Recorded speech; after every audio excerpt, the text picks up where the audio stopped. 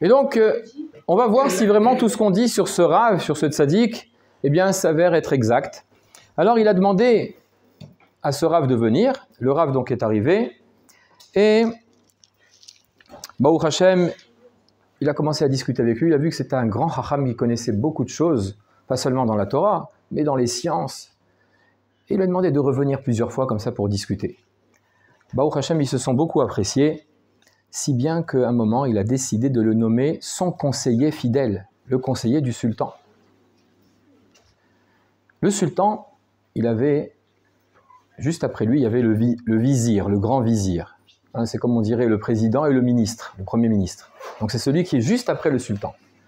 Et donc ce vizir, lorsqu'il a entendu dire qu'un juif était devenu le conseiller du sultan, il était très très jaloux. Et ce grand vizir détestait les Bnei Israël. Il avait une haine pour les juifs incroyable.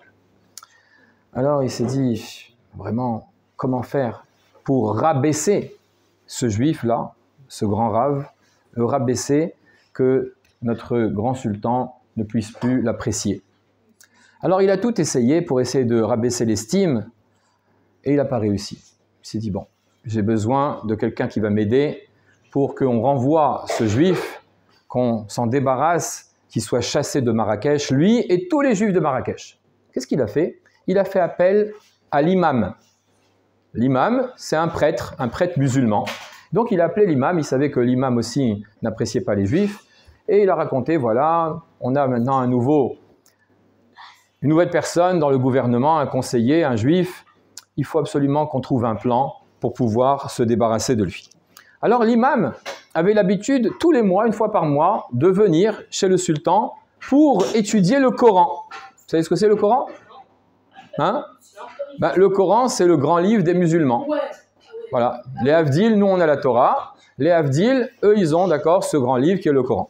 Et vous savez que dans le Coran, ça c'est écrit dans l'histoire, dans le Coran, il y a des passages qui retracent la vie des Bnei Israël. Il y a des passages de la Torah. L'imam, il a étudié avec le sultan. Et dans cette étude-là, ils ont appris que Hachem, il a fait des miracles pour les Bnei Israël. L'imam, il a dit au sultan,